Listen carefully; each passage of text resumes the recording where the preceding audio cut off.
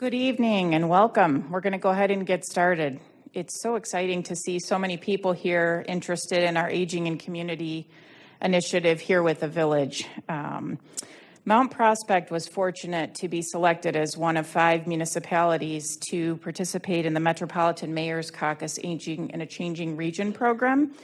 And this program and grant is being supported by the RRF Foundation. So we are honored to have Brad Winnick here with us this evening. He is from the consulting firm Planning and Aging, and he is an aging and community specialist. He's going to be facilitating tonight's workshop. I'm going to let him introduce himself a bit more. So without further ado, I'm going to turn it over to Brad. Great. Thank you, Julie.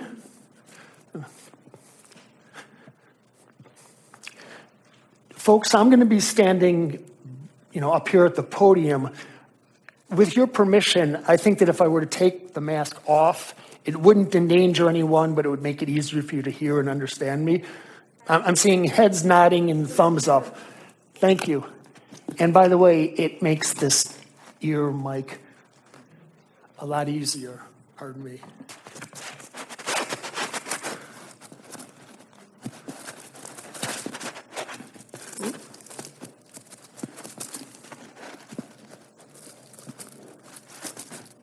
I thought it made it a lot easier. Okay, I think there we go. Okay, good. Well, thank you very much.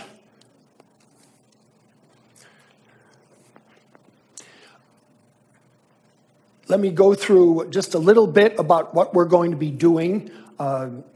Thanks to Julie as the designated stand-in for the mayor who apparently was, called away to something else. What I wanted to do to start out our evening is to have everybody introduce themselves, because the most important part of this evening is getting input and feedback from members of the community. So what I'd like to do, and I've got my colleague Cheryl, who has the hardest job tonight, she has to run around with the handheld mic that she'll bring to people. But in order to do the introductions in a somewhat organized manner, we're going to introduce people kind of in buckets. So I do understand that we've got at least one member of the Village of Mount Prospect Age-Friendly Task Force with us tonight. 2 members. Okay, wonderful. So I'd like to have the task force members introduce themselves. Oh, we're up to 3. News flashes. Okay, task force members, please introduce yourselves. Hi, good evening, everyone. My name is Beth Corrigan-Buchan, and I'm the Community Engagement Director next door at the library. Up in back. Hi, my name is Dallas Tomlin. I'm the Executive Director of Connections to Care. We're a nonprofit organization that provides seniors who no longer drive rides to their medical and dental appointments. Great. Thank you, Dallas.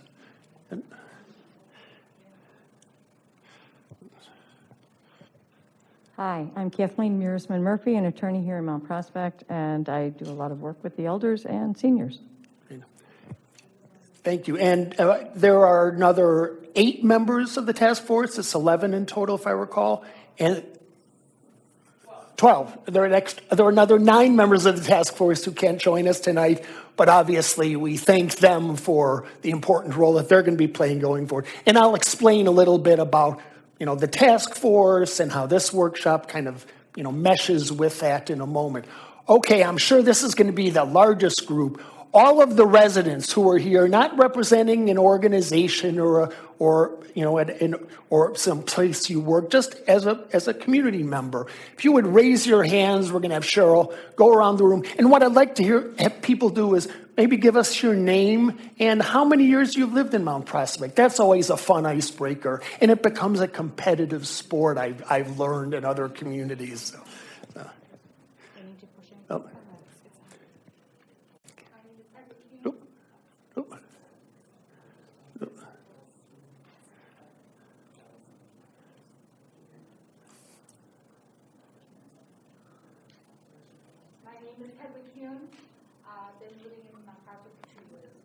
Okay. Yeah, I don't think the mic is is on, so let's, Attorney? My name is Hedwig. Oh, it's working now. My name is Hedwig Kuhn. I've been living in Mount Prospect for 2 years across the street. I'm 74 years old. I'm originally from Niles in Chicago. We're not asking for your ages. If you want to give them, but thank you.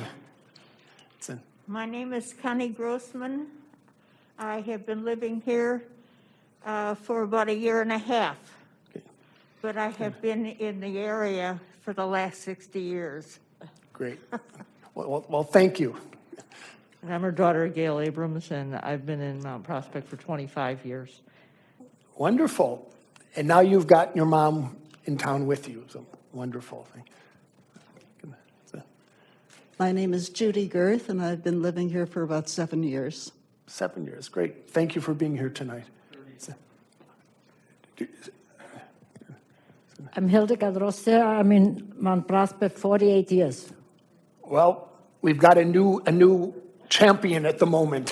Thank you for being here. My name is Joyce Ragor, and I've been here for 14 years. Great. Thank you for coming, Joyce. My name is Barbara Vertusi. I've been here 20 years. 20 years? Very good. Thank you for coming. Oop. Told you Cheryl's got the hardest job. Yeah. My name is Bill Godman, and I moved to Mount Prospect in 1973. So what is that, 58 years? Wow. And then I grew up here from 1948 to about 1960-something before I moved, and we've enjoyed our stay here. Thank you. And notice he made us do the math problem. I'm his wife, Inette, and I've been here that long, not quite as long as Hi, my name is Maureen Grohn. I've lived in Mount Prospect for 19 years. Great. Thanks, Maureen. Hi, my name is Carol Kopp. I've lived in Mount Prospect for 17 years. Wonderful. Thank you. Thank you, Carol. Oh, I'm sorry. What you don't know is that Cheryl's wiping the mic, disinfecting it between every person, so. My name is Irma Rodriguez, 23 years. Great. Thank you, Irma. Thanks for being here. Yeah, Keith Brenner, 6 years. Thanks for coming, Keith. My name is Pat Thomas, and I've lived here 46 years. Great. Thanks, Pat. Jerry Thomas, and we have also been here 46 years. I think there's a coincidence there. Yeah, my name is Carol Blatnick, and not quite 46, but I've been here 44 years. Oh, that's a respectable number. Good evening. My name is David Shine, 42 years in the same house, and I'm 75 and change. Wow. Thank you. Thank you. Hi, we're Les and Edie Bensis. We've lived here 37 years. Great. Wonderful. Thank you for coming tonight. Diane Turner, 22 years. Thanks, Diane. Andrea Rosen for almost 8 years, and we're from Mount Prospect Horizons. Wonderful. Thank you. Veronica Grimpy, 6 years, Mount Prospect Horizon. Great. Thank you. Hi, Jane Holmstrom, and I've been here 7+ years, and I'm also from Mount Prospect Horizon. Great. Thank you for coming tonight, all of you.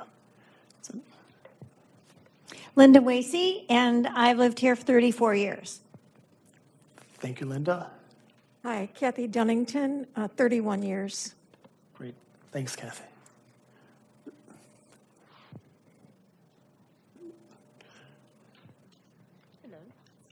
Hello, my name is Vanessa Williams, and I've been here 2 months. Welcome, Vanessa. Bob Bruckner, 49 years. Thank you, Bob.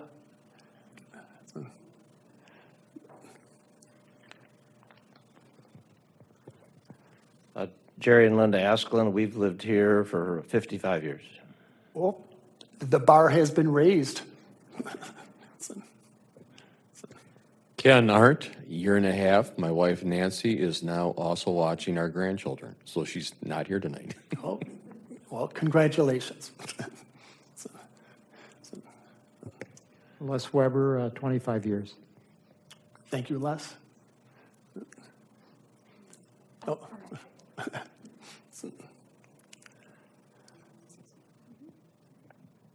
I'm Florence, Oregon, and I have lived here 64 years. Whoa. Well, thank you, Florence. Les Durov, I'm the commander for the VFW for the past 4 years, and I've been here 8 years with the VFW. Great. Thank you, Les. Dutch DeGroot, I'm also with the VFW, and I've been here 35 years, but unfortunately I've got to leave for another VFW post meeting in a couple of minutes, but Les will keep me informed. Well, thanks for coming. And Cheryl, I think a couple of other folks snuck in behind you as we were. Last but not least, John and Liz Valeska, and we've been here 54 years, going on 55 in January. Wow, that's wonderful. And you had enough time to work out your routine where you got to pass the mic, and thank you for coming. So I think that's it. Any other individual residents who haven't gotten a chance to introduce themselves? Well, I was going to get to, we'll go to the stakeholders, Mount Prospect stakeholders, elected officials, department heads, folks from any of the sister agencies, schools, library, park district, et cetera. Hello, I'm Terry Gens. I'm a Mount Prospect trustee. Nice to see you all. Thank you for coming again, and I think you were sitting in exactly that chair at our first workshop. So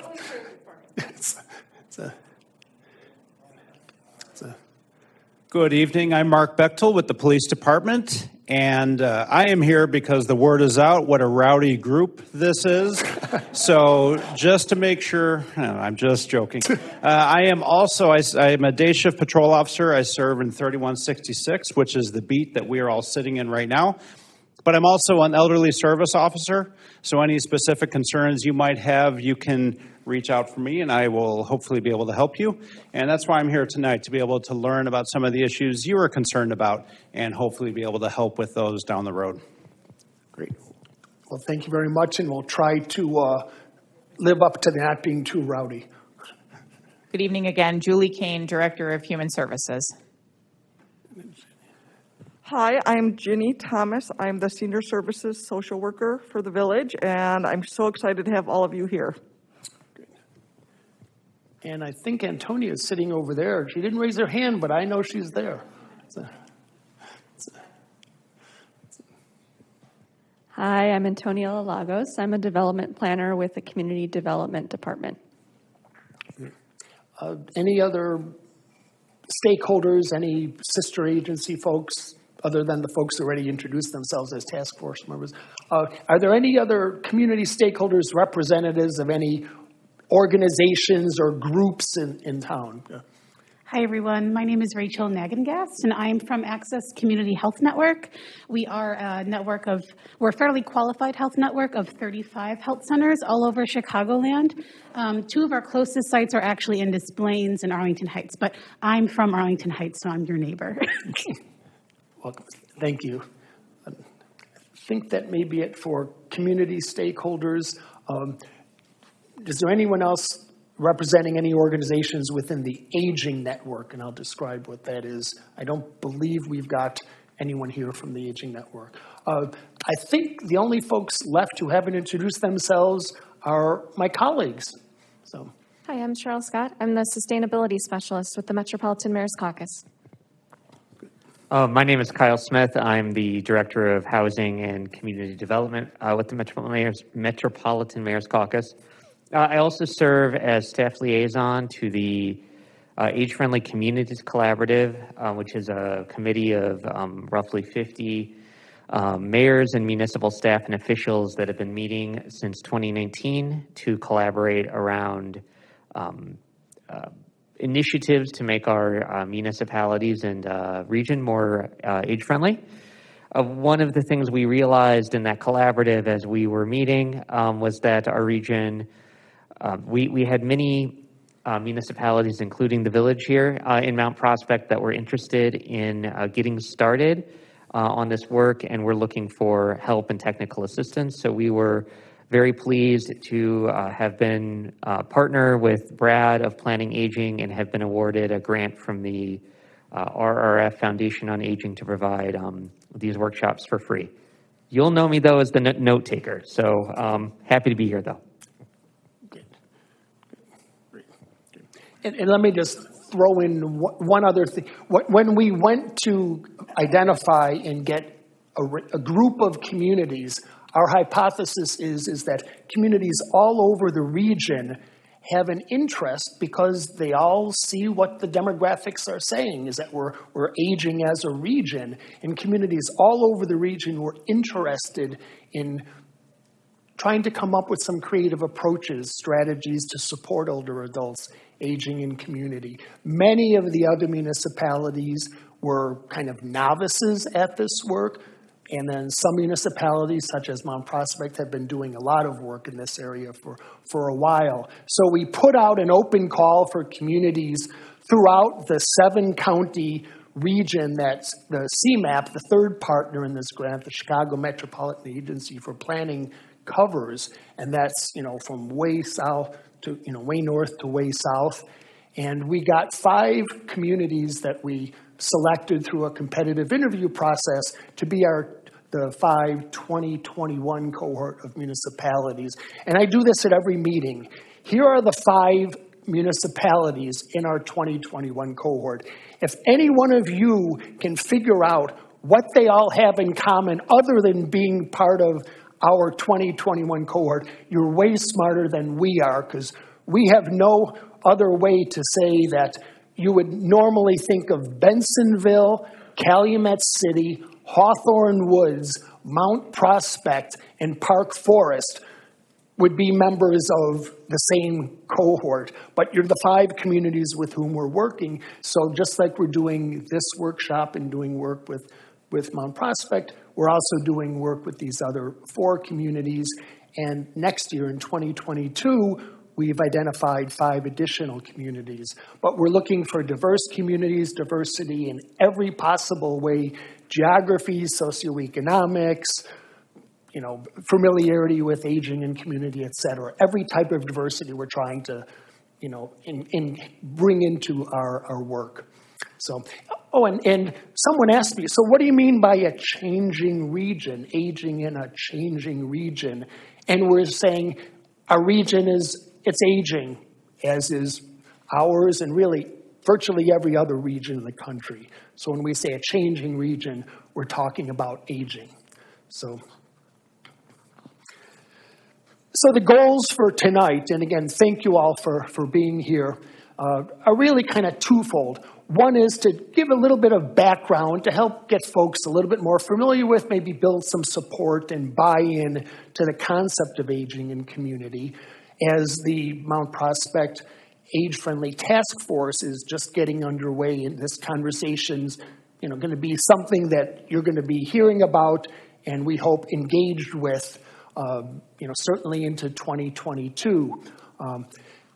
We're also going to review and drill down a little bit into some of the feedback that we've been getting. We've been working with Mount Prospect. This is the 2nd workshop. We had one about 2 months ago. It was really focused on some of the stakeholder organizations, some of the internal players in town. And I'm going to summarize in a few moments some of the input that we got from that workshop, as well as I know probably a number of you participated and filled out, returned the community survey. We've gone through the community survey responses, and we have a little bit of analysis and some insight to what you all were saying through the survey. So we're going to talk about that, and I'm going to ask some questions that your survey responses, not yours per se, but the village entirely suggests. So we're gonna ask some questions and have a conversation in a few minutes. So the agenda is simply the opening matters, that was primarily introductions. I'm now into the presentation. After that, we're going to have a discussion, and then we'll have closing, and everybody will get to, go home and, have a good rest of the evening.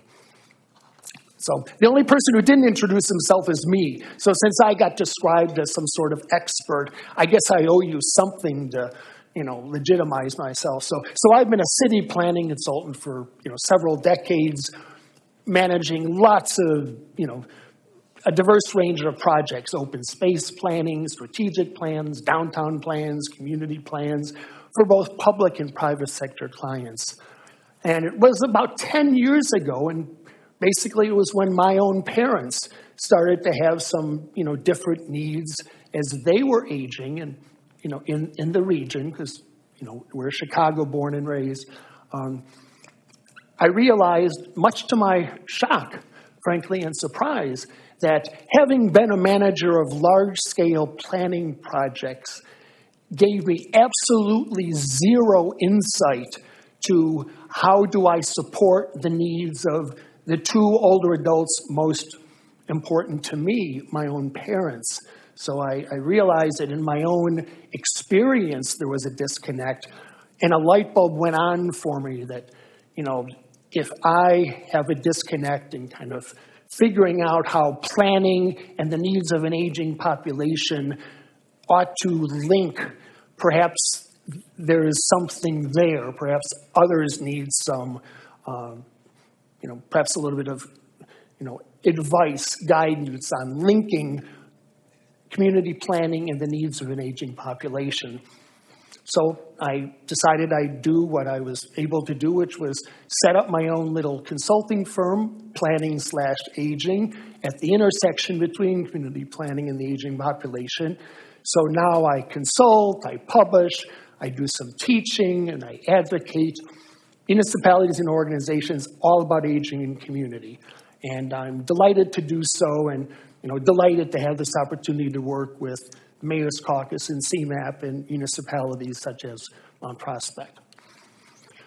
So what exactly, when I say aging in community, what does it mean? Some of you may be more familiar with the term aging in place, and also many of you may be aware that Mount Prospect has gotten designated as an age-friendly community. So why are there all these different terms? How do they fit together? So I differentiate them as follows.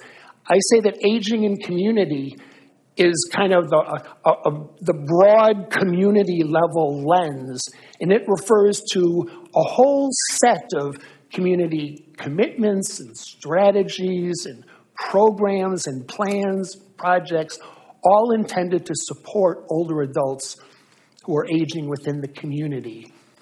And I say that it's a broader context than is aging in place. Aging in place is critically important to every individual in this room, and it really refers to the four walls in which we each live. So we're all aware and sensitive and probably doing some thoughtful things to make sure that we can age in our own place in a manner that meets our needs. I say pull back the lens, and aging in community is what is the role of the community that consists of individuals each aging in place or aging in place with your partners or spouses or friends. Now the age-friendly communities, age-friendliness, I say, is really very compatible, and almost you can interchange aging in community and an age-friendly community. There's really no difference between them, other than an age-friendly community is a specific program, and I'll get to that in a moment. But if somebody says Mount Prospect supports aging in community, Mount Prospect is an age-friendly community, essentially those are the same things. There's no conflict between those terms. So I just wanted to make it a little bit easier when you heard different terms how to, figure what it means. So when I talk about aging in community, I really want to leave you with a number of key thoughts. One of them is I'd like to say that aging in communities should be envisioned as being an important element of trying to be a livable community for all ages. How a community addresses aging in community that really, specifically supports older adults with their basic needs and wants is a component of the community's overall quality of life. Some people talk about it as its livability, and that's how it supports all residents. I'm not giving you a lot of image, slides, but sometimes in my lecturing or my teaching, I show a lot of images, and I have a favorite that I like to, kind of use here to just, maybe give you a sense of it. I had a shot that had 5 different photos of different groups all at a really nice street crossing with curb cuts, and there was lighting, and there was shade, and there was, a bench, and all of the things that, I think most of us appreciate. I mean, heck, that's part of why we like to go to the places we go to, because they have nice amenities like that. And I showed different groups. So one group of folks at this type of intersection was a group of older adults. Another group at this intersection was a bunch of school kids, carrying their heavy backpacks and scurrying, at the traffic light when it turned, to, cross the street. Another group looked like a group that might have been tourists from out of town looking to, kind of make their way around town and find the things they were looking for. Another group was active cyclists and joggers and, kind of, active, folks exercising and such. Another group was folks that, young parents with strollers. Actually, it was a good picture. It was a picture of a bunch of different people, all that had wheeled accessories. There were parents pushing infants in strollers. There were older adults and people with disabilities who needed assistive devices, walkers, wheelchairs, and the like. And they were all benefiting from, the amenities at this crosswalk, at this, in this streetscape. And I would ask whatever audience I was, speaking to, I said, for whom were all of these amenities primarily intended? And sometimes people would answer, and sometimes they probably didn't understand the question. But my response was, it doesn't matter to me at all. They could have been put in through funding designated for safe routes to school. So all of these things might have been done for the school children, but it benefited everyone. They might have been done as part of the village's compliance with the Americans with Disabilities Act plan that every municipality in Illinois has to have. But the concept is, if you're being very mindful of trying to be a livable community for all ages, it very likely benefits people throughout the lifespan. In the planning world that some of us in this room are part of, there's kind of a movement that's called the 8 to 80 communities. The concept being similar to what I just said. If you do something that works for the 8-year-olds in your community, and it also works for the 80-year-olds in your community, it pretty much makes you a livable community for all ages. So when I think of aging in community, yes, we're talking about older adults, but we're trying to frame it in things that work for the entire community. So it's not merely older adults that we have in mind here.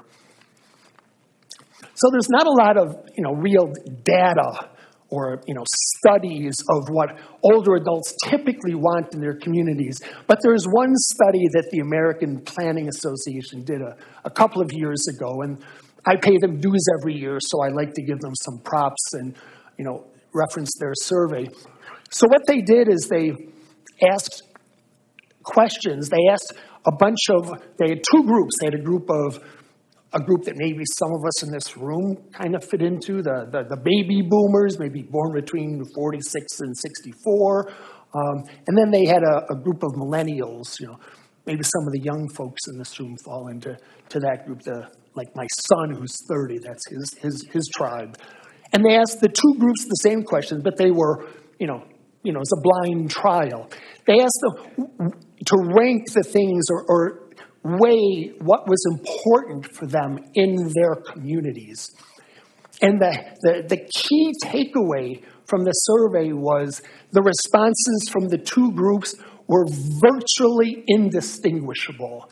They all valued the same things in their community. They all valued such obvious things as affordable, accessible, appropriate places to live. They all valued the ability to get around easily and safely. They all valued a variety of well-designed and well-maintained places to go and to gather, indoor and outdoor.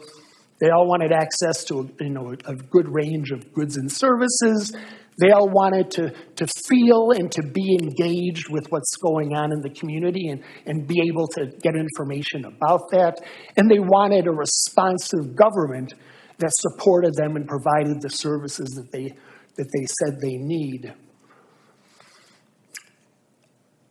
So I think that if anybody says, well, you're just thinking about the needs of older adults, now you have ammunition to say, no. What older adults typically say they want in the community is really the same that virtually every other group wants. And there is some data to support that. So again, please, let's not make this into an us versus them. It's a we. We all are looking for similar things in our communities. We all value similar things. But there may be some things that, as your needs evolve as older adults, you might want some additional services, a range of support services, some health care, companionship, caregiving, various assistance. And they're generally provided by what's kind of informally referred to as the aging network. And when I say the aging network, I think, it's a big tent. And the aging network is folks from municipalities, folks from townships, some regional coordinated services, some not-for-profits, some faith-based service providers, healthcare providers, businesses and other organizations, and very critical caregivers who, as many of us in this room probably know, often informal caregivers are family members, friends, and we're all part of the aging network. And in some meetings, there are some folks from the aging network that are here at such meetings to give information out about the meetings. There's some information I know on the table, and I know many of you grabbed it coming in. So again, I like to frame things as aging in community, part of livable communities for all ages, but let's be realistic. There are certain additional services that may specifically benefit older adults. However, there are also specific services that benefit, children in the community, baseball diamonds in schools, for instance. So a community is full of a lot of things that everybody shares and values and desires equally, augmented by some things that benefit specific groups kind of specifically. So let's talk a little bit about Mount Prospect in particular.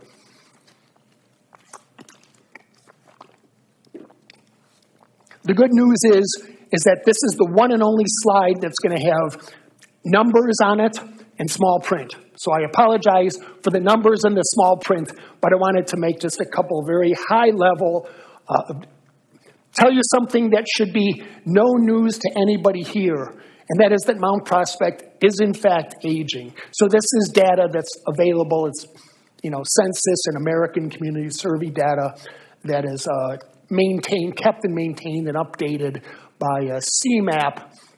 And the key takeaways here are that Mount Prospect is aging, and as would be anticipated, actually Mount Prospect is aging slightly above the rate of the rest of Cook County and the entire CMAP region as a whole. So Mount Prospect 65 and older population, according to this data, which is a couple of years old, the census data is still being kind of refined, so I don't have the most current census data in here. I suspect it's going to just substantiate this. Mount Prospect 65 and older population is about 3%.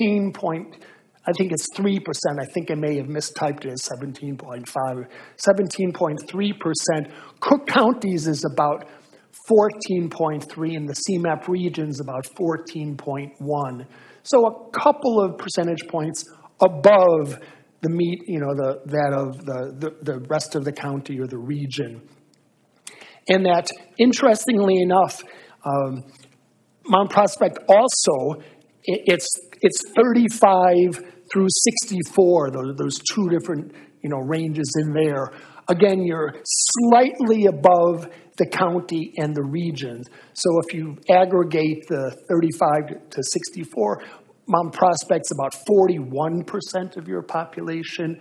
Cook County is about 38.5%, and CMAP's about 39.4%. So not big differences, but what it says is Mount Prospect really is kind of on track with most projections that say by maybe 10 years from now, about 1 in 5 Americans is going to be 65 and older. And there's nothing in this data showing Mount Prospect's aging, and not just 65 and older, but kind of the next group of folks, the 35 to 64.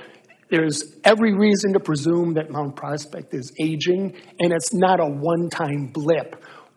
A number of years ago, people were trying to say, maybe don't do so much for older adults. It's just the baby boomer population. There was a big spike in the population. They're getting older all at once.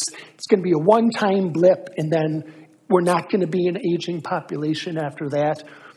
Absolutely disproved by census data, such as you look at your 35 to 64 cohorts, and that's a big group coming right behind the baby boomer population. So that's it for data. I'm going to go quickly through it. There are a number of references to aging in community in what I refer to as the guidance documents in Mount Prospect. Every municipality has certain documents like your comprehensive plan that really kind of lay the roadmap for what happens in town. Mount Prospect's most recent comprehensive plan update was a few years ago. They're updated every 10, 20 years in most municipalities. So it was done about 4 years ago. And it incorporated a number of plans that had been done prior to that, a public transportation plan, bicycle plan, homes for a changing region plan, which actually is something that the Metropolitan Mayor's Caucus and CMAP worked on, with the region, as well as there was a specific senior needs, housing needs assessment that was done for 5 Northwest suburban municipalities. And then there were several specific area plans that were done both prior to and subsequent to the comprehensive plan work. And having reviewed all of these plans as part of my preparation for coming to be with you tonight, I think it's fair to say that these documents promoted many principles and actions that I would say are consistent with aging in community. Again, housing, walkability, goods and services, support for health and safety, resiliency and economic vitalities. But while all of them kind of generally spoke to things that are consistent with aging in community, none of them really focused on and said, let's have a specific focus on aging in community, and took what I like to call a whole of enterprise across all of government approach to aging in community. Now, Mount Prospect's strategic planning that I know that is done for management and leadership has been more specifically focused on aging in community. In 2019, it was identified as a high priority in the policy agenda. In 2020, maybe it has something to do with hearing from, loudmouths like me who tried to get them to think not just about aging in place, but to think about aging in community. So in 2020, I got to say yes. The nomenclature shifted in the strategic plan from aging in place to aging in community.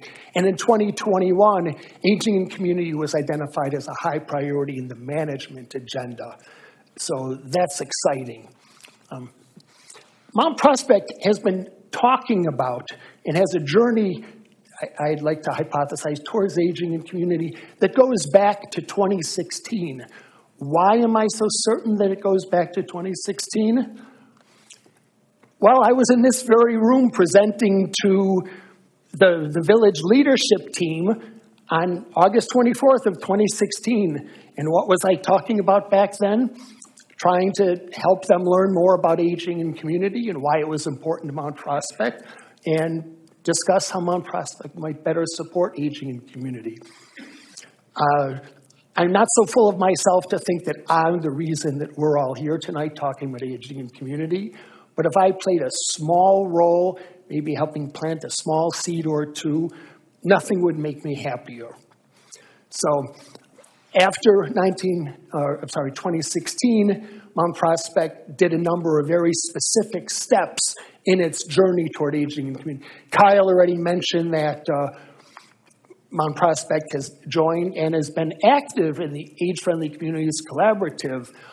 How do I know they're active? Because this morning we had a call and Mount Prospect tied with one other municipality for having the most staff people on the call.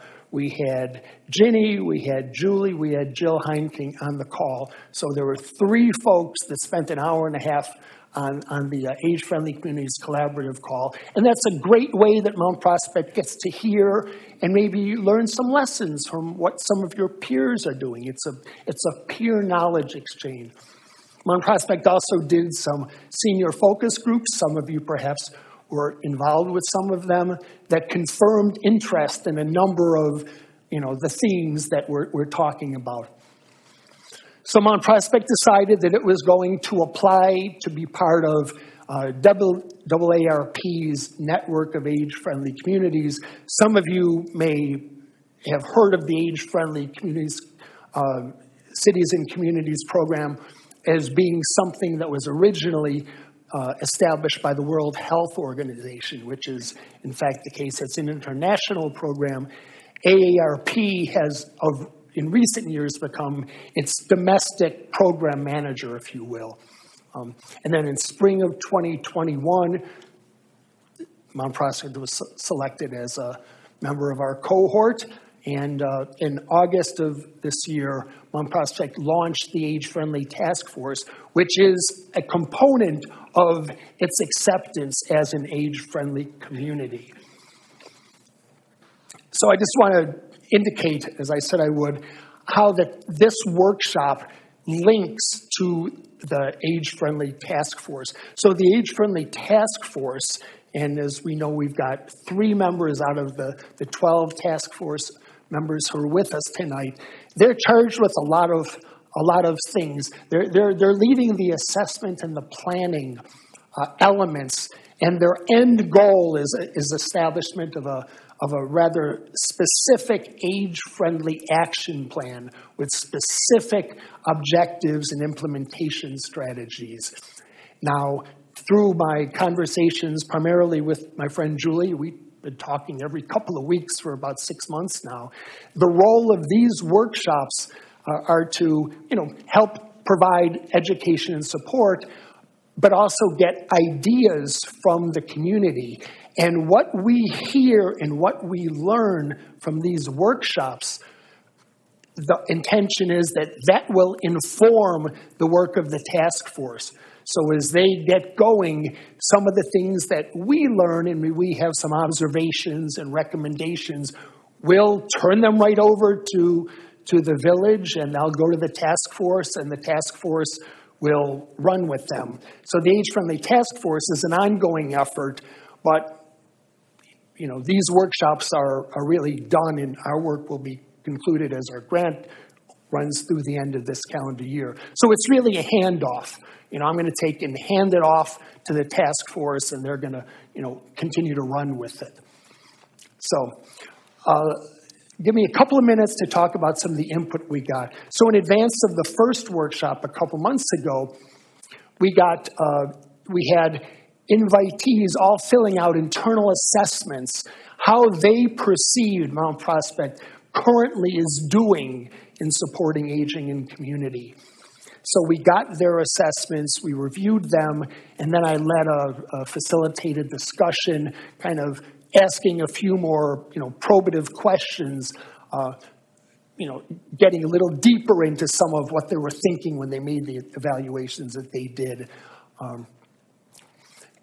Now, for the community input, as I told you, we have the community survey.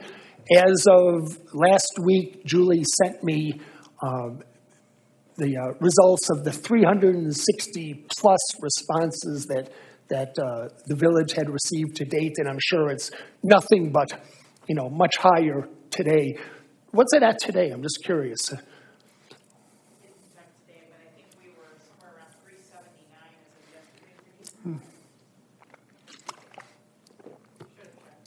No, that's okay. I put you on the spot. So we reviewed a lot of this input to help prepare for today as well. And we'll be discussing it in a few minutes. So I just wanted to give you a couple of kind of key takeaways from the stakeholder input that we got before. We got about 40, a little bit over 40 internal or stakeholder assessments. Observations are, first of all, as I'm sure you all know and appreciate, Mount Prospect is very fortunate to have a wide range of stakeholders that are truly committed to supporting older adults and aging in community.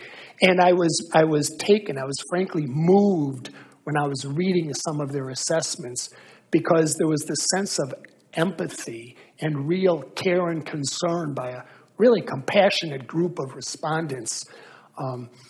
And I don't say that lightly, because I look at a lot of these internal evaluations, and sometimes my key takeaway is, wow, there's a lot of frustration that some of these stakeholders have about dealing with a population, the older adult population. That was not at all what I got from the Mount Prospect takeaways. And I wanted to specifically say that, not to be obsequious and say nice things about, some of our friends here in the room, but to say that really stood out to me. However, they also identified a few things that I think are concerns and challenges that, the community will need to discuss going forward. The internal stakeholders pointed out that they saw that there was a shortage of adequate and accessible transportation and affordable and appropriate housing. I know that there's enough heads bobbing up and down as I'm, reading the room to know that comes as a surprise to probably very few people. They also identified a lack of general community and OA, I shorthand, OA, older adults. That's my, when I need to, make things shorter to fit things on a slide, I'll go to OAs for older adults. And a lot of, they just felt that there was sometimes a lack of awareness of programs that were being offered. There was also some concern expressed about a misfit, and it was often technological issues, that there were challenges. Some of the folks for whom some of these programs were likely intended were frustrated, and it was very clear, the respondents of the survey, that they were having trouble doing things like signing up online or downloading things for the very programs intended to support them. There was also concern of language and communications issue. Mount Prospect is a diverse community with a diverse population, with a number of different languages that are, primary spoken languages at home. And that was an issue that got articulated as challenges in these inputs. There was lack of volunteers. Some of the programs said we could scale up, but we can't get volunteers, difficulties with volunteer coordination. I frankly don't know how much that is a kind of a COVID specific, people may not be doing the volunteer work that they might have done at a different time. And so I don't know if that's a temporal issue or not. Some accessibility concerns, people couldn't access a room or a desk or a building. And then, of course, everyone's favorite, financing, funding shortages. All these stakeholders said they'd love to be able to do, more, but they were concerned that funding is going to be an issue, for everybody going forward. Okay, shifting over to the takeaways from the community survey. I know that some of the folks from the village are also reviewing and, coming up with some conclusions. And Tony has done some very good, analysis of the surveys and who's responding and who hasn't. So I benefited from all of that. So what I take is some of the key takeaways. Lots of respondents. I reviewed, it was over 365 respondents. Disproportionately white. Put a pin in that. Disproportionately white respondents amongst the 365 plus surveys. 90+% were very positive, very positive or rather positive. I don't remember the exact, what the different, boxes you could check, but 90% were positive about aging in the community in Mount Prospect.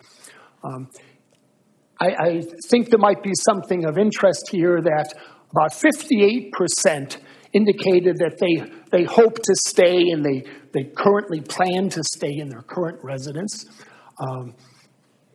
Knock on wood, while about 42% of the respondents said that they may move, and it wasn't quite, zoomed in on whether or not that would be within or outside of Mount Prospect, and what would they want to move to, or what would they feel they would have to move to at some future point. Generally, easier to maintain, all on one level, possibly smaller homes. There was mixed feedback on the smaller or not. I also thought it was interesting that while 92% of the respondents said that staying in Mount Prospect was important to them, when they were asked to say, well, if you were to ever consider leaving Mount Prospect, what would be some of the reasons that might go into that future decision? Although it's a bit of a, I'll leave it to people with, greater analysis skill than me to ask when you've got 92% of the people saying that it was either going to stay, asking them why they might leave, a bit of an odd follow-up. But the issues that were brought up were safety or security concerns, affordability concerns, and interestingly, and I wish I had a chance to talk to all 365 respondents, because there was a good bit of indication that more chances for social interactions were kind of the most frequently mentioned reasons why folks thought they could at some future point consider leaving Mount Prospect. I'm sorry, one other housing takeaway for me. I'm kind of doing these in order of the survey. 52% of the folks who responded said that their homes didn't need any major modifications in order for them to stay in their home. So there weren't any physical reasons that they would have to move. But about 48%, so pretty much half and half, indicated that their homes would need some modification in order to allow them to stay. And typically, those dealt with access or egress issues, very likely, multi-levels or having important elements of your home not convenient to you or on a different level. So those were some of the key general takeaways. I had some specific takeaways. Much of the second half of the survey asked for people to offer their perceptions of different aspects of the communities, and they had 5 different boxes they could check. They were excellent, very good, good, fair, and poor. Mount Prospect's public infrastructure and built environment were generally perceived kind of mid-range, not great, but not horrible. Again, we'll talk later about what some of these things might be. Mount Prospect's public transportation options was viewed as mid-range at best, and there was another question about, do you use public transportation? And very few, I don't remember the number, but it was a very low percentage number, use it. There were a couple of questions about health care and health services. The first question was for people to rate the availability of healthcare professionals in Mount Prospect.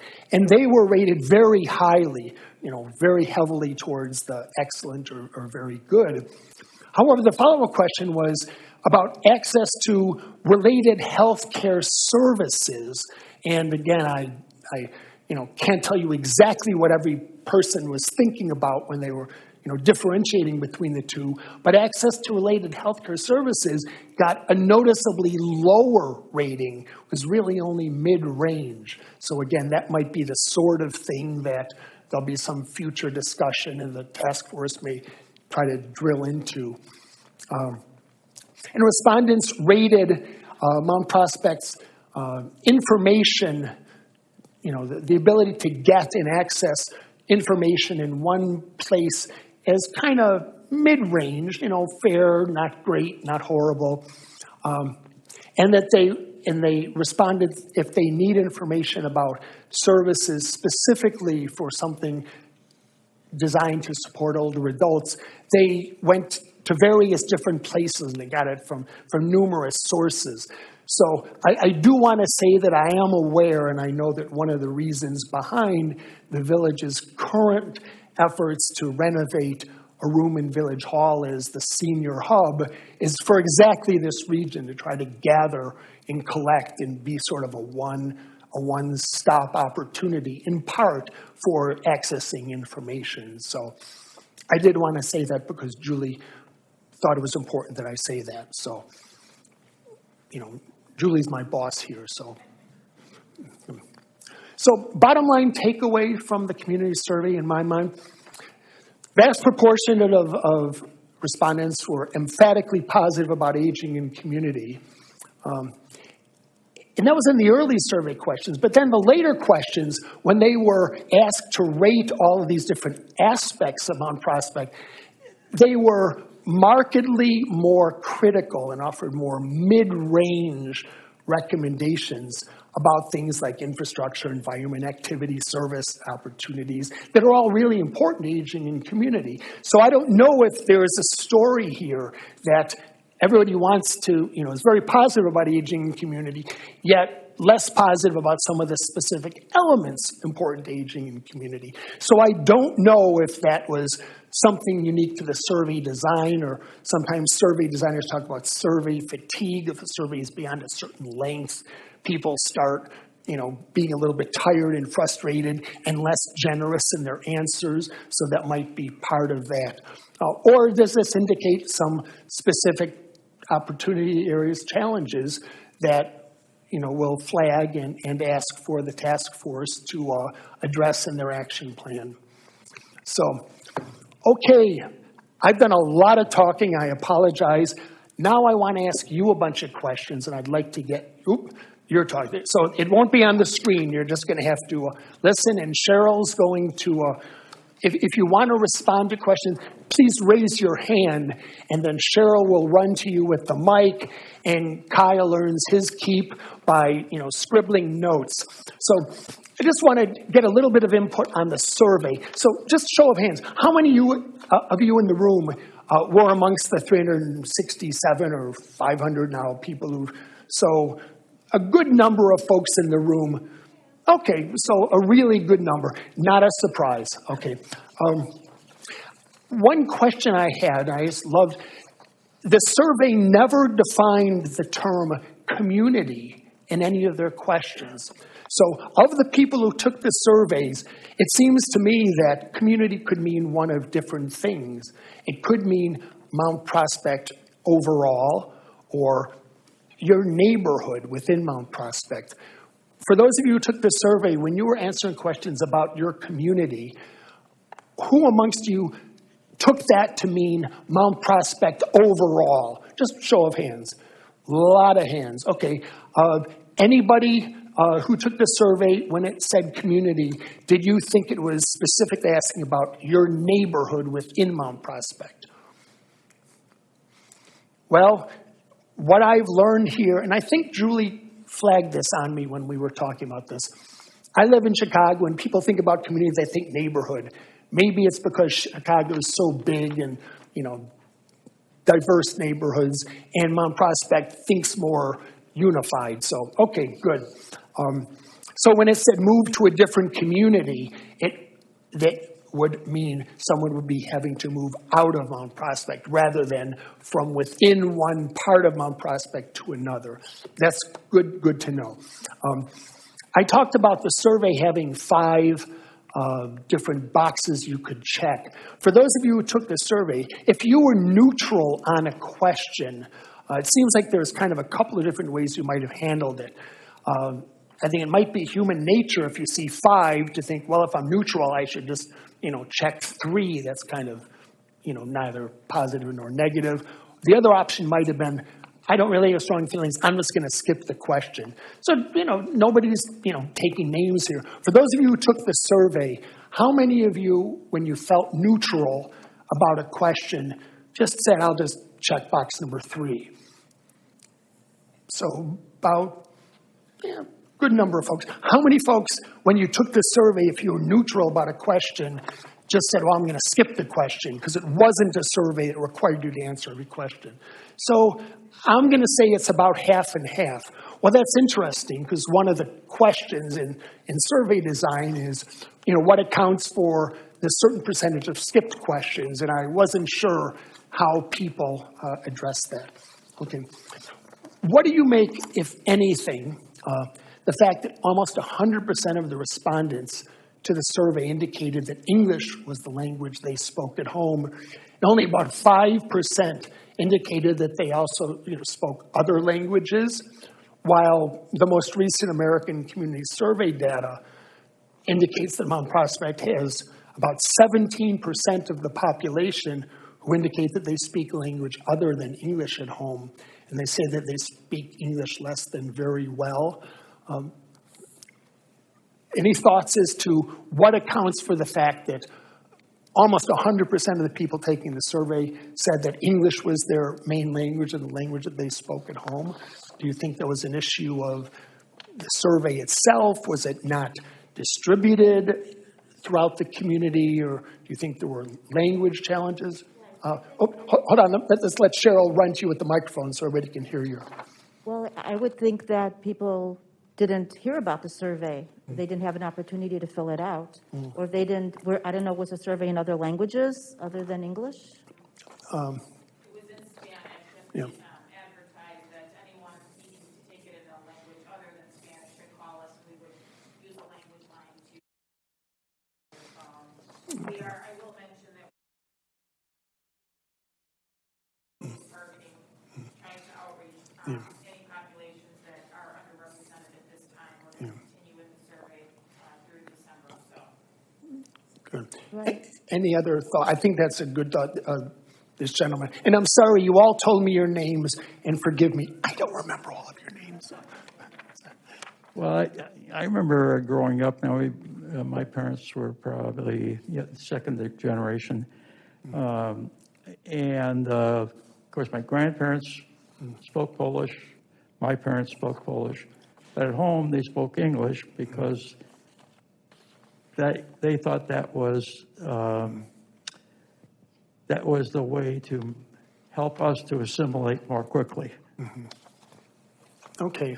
So you think that might account for any other thoughts for, if there's much beyond availability and outreach to how the survey got out there that might account for the kind of disproportionate risk?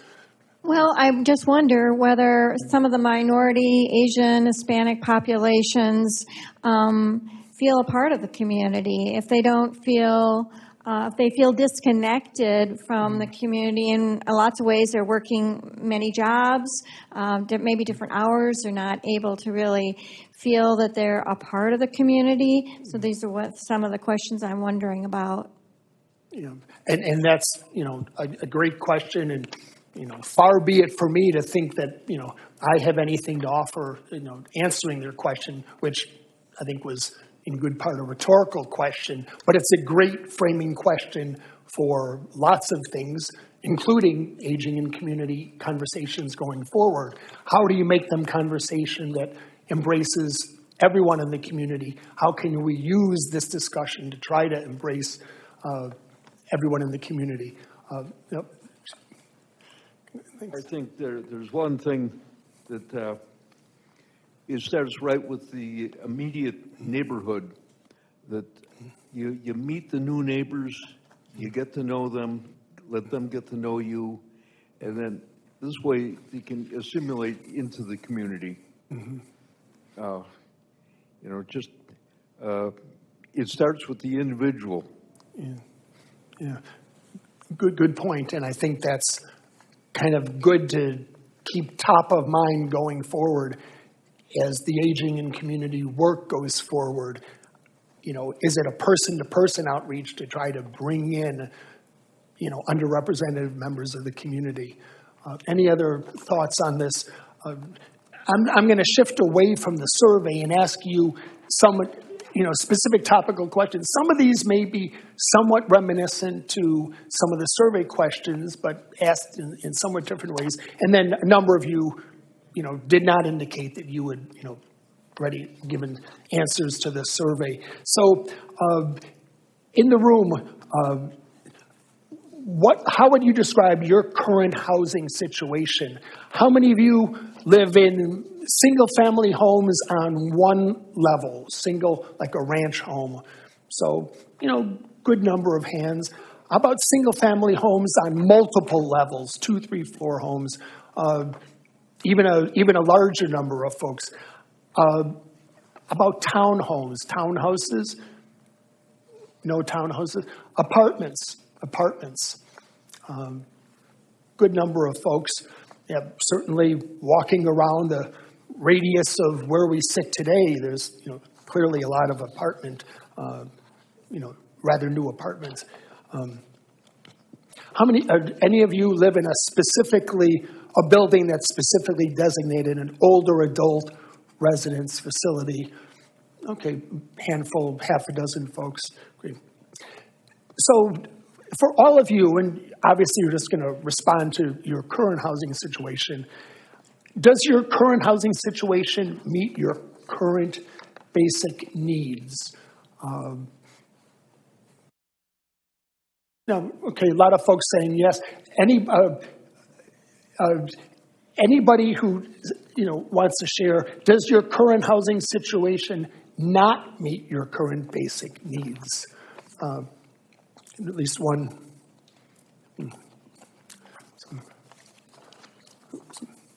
When I moved in 25 years ago, I was young. I didn't care. And I have 3 levels, all kinds of stairs all over. When my mom started getting older, it was difficult for her to come and visit for us. When she needed to live somewhere where she couldn't live alone, I could not bring her into my home to live. I didn't think about it being senior friendly for her. I can probably survive another 10, 20 years there by myself, but it meant I needed to find a place for her to live by me, and she couldn't live in my house. It wasn't something I thought about when I was young. It was like, stairs, okay, I don't care. So when you were talking in the beginning about looking at things as your parents were, my mom is 90 now. She's living alone in an apartment, a condo across the street. I live 10 minutes away in a house that's nothing but stairs. So it's, I guess when you're looking at multi-generational in the house, it changes what works and what doesn't work. It would have been much easier if I could have brought my mom home to live with me. It was much harder to find a place for her to live where I could be close and help take care of her. And when she gets to a point where she can't take care of herself, then we got to figure out a whole new plan, because she can't live in a house with all the stairs that I have. Thank you for sharing. And I think part of the insight that you're giving is when you made your decision about what home was going to be the right fit for you, you may not have been thinking, planning ahead to what your mother might need at some point in the future. Please. Yes, living in the senior building, the facility meets our needs. However, the transportation in the area is not good at all, and that's a huge problem for seniors because a lot of us don't drive. Yeah. And services that can be brought into the building, such as maybe a kind of general nursing, just someone to walk in and kind of check, and things like that. Yeah. That would be very helpful if we had that. Great. Great answer. Such a good answer that you must have been like peeking at some of my questions, because you started answering some of the questions I'm going to ask you in a few minutes. So we'll get back to some of them as well. I just want to get a little bit more on housing. Cheryl, I think this gentleman is... I would like to pick up on what this lady in front of me a couple of rows said about your viewpoint changes. Great. 46 years ago when we bought our house in Mount Prospect, I don't think we thought about the effect that stairs might have on either one of us. You know, kids are running up and down, we're running up and down, what have you. But I often joke with my kids today, I say the next house I buy will not have any stairs. But I don't plan to buy another house. Yeah, I was going to say, and if you were to buy another house, I'll bet it wouldn't be a joke. I bet it wouldn't have stairs. But I don't plan to buy another house, so I don't know what the future holds, but that's one thing that is kind of a, I don't know, a red flag down the road. You know, if something should have happened where you can't negotiate a flight of stairs, it would cause havoc, you know. So let me ask a general question. You know, many of you are living in a house, and, you know, many of you indicate you'd love to be able to stay there. Thinking ahead to some future point in time, you get to decide what that future point might be. I'm not going to give you it's in 5 years, 10 years, 20 years. But thinking ahead, do you think that you will be able to age well in your current housing, or will you need to either make significant changes to the house to allow you to do so, or possibly contemplate the uncontemplatable, which is moving? Do most of you think you're going to be able to age well in your current housing? Let's have a show of hands. How many think, yes, fine, I'm good, no problem, not going to... How many are concerned that your current housing is going to be a mismatch for your future? Anybody who's raising your hand now thinking that your current... What are your concerns about your current housing that will make it a mismatch for you? This gentleman. Well, I can't predict if I'm going to have a serious health issue and what that health issue will be, whether it's my mobility or my mind's gone or, you know, whatever. So, yeah, it depends. Well, knowing that none of us can predict the future, if so, we wouldn't be here tonight. We'd be at the OTB. But I thought your question was regard to how I plan. Yeah, if you were concerned that your housing might not, you know, work for you, are there specific things about it that you think could be the challenges at a future point, or is it too hard without being able to, you know, predict the future for the specific, you know, mismatch? Well, I guess that's an area where I'd like to be able to avail myself of services that would help me to think through that. You know, that I don't know what the future brings. Sure. This could happen, that could happen, that could happen, and if that happened, this is what you would want to do. Okay, fair enough. Good answer. And are you going to tell us about the stairs again? Oh, okay. So how houses were built back at the time when my house was built, laundry facilities are in the basement. Bedrooms are on the second floor. We're talking a significant difference between not even just navigating the stairs, but the space between and how long it takes to get up and get down. That bathrooms, there's a powder room on the first floor, but showers and bathroom and tubs are on the second floor. So if somebody can't do stairs or they don't want to go up and down often, those facilities are way up there. So it's how the houses were created back then. If I would have bought a house in Buffalo Grove, all those houses that my friends bought at those times all had laundry facilities on the second floor where your dirty clothes actually are. So part of it is how these houses were created back then. A lot of my neighborhood, there's no new houses that were built. So how the structures were set up at the time were not done with a way that allows people to navigate easily. Yeah. So even without stairs, it's just not a convenient how it's set up, and it would take, I would consider a lot of remodeling to have laundry facilities like on the second floor. Yeah. So it's that kind of thing. It's we have older houses in Mount Prospect. Great insight. And I would say that another characterization of what you were referring to is that the housing stock was not planned, designed, built with an eye towards an aging community. It was designed for the young adults, who were primarily the market. So, yes, sir. I replied the way I did, that the house isn't going to meet my needs in the future because I can't afford the obsolescence that is happening with a 70-year-old home. I just don't have the money to do the stuff I used to do and hire a professional to do the stuff I used to do. And that's my concern. So just basic maintenance and upkeep, let alone any modifications or anything. That's what's driving it. Great. I have no control over that. I'm on a pension. Great. Thank you. Good insight. You've got a few more. I live in a small house that has just a few stairs going in and then a few more stairs going to the basement. So right now I feel very comfortable with that. But as we're having this conversation, I realized I couldn't navigate a wheelchair into any of the rooms in my house because of how narrow the doorways are. And that's, again, a structural issue that I hadn't even thought about and hopefully don't ever have to encounter. Good point. Thank you. We've lived in our house a long time. Our kids grew up in Mount Prospect and now live in 3 different states.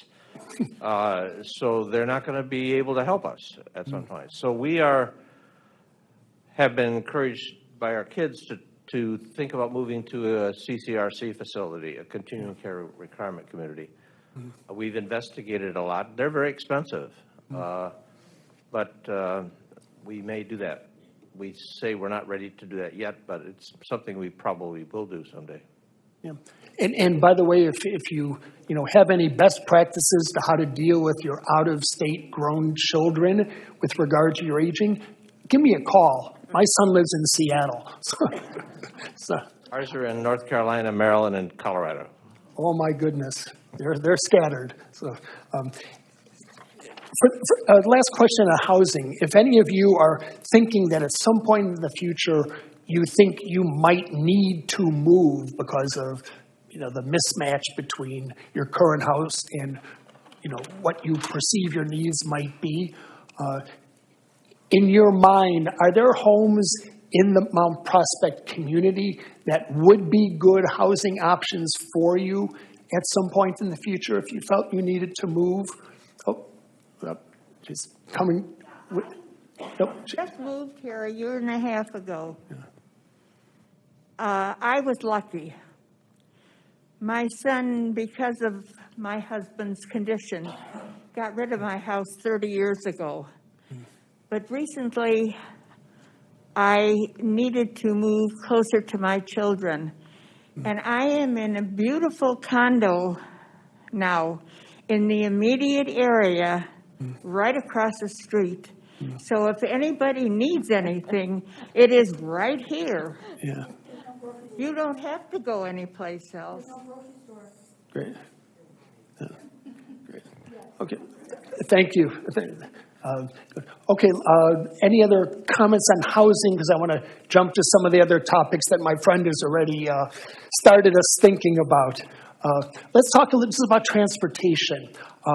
On the community survey, about 95% of the respondents indicated that they drove when they needed to get around the community. And get around the community was the phrase in the question. So it wasn't more specific. It wasn't, going to basic services or going to the doctor or going to the grocery store just to get around the community.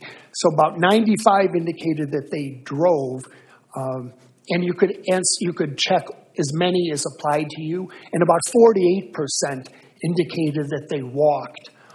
Only a handful indicated they took public transportation to get around the community.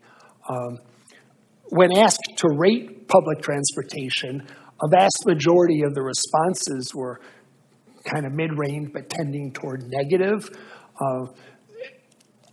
Let me poll you as if you were the folks who answered, you don't take public transportation, but your rating for it is, not very high.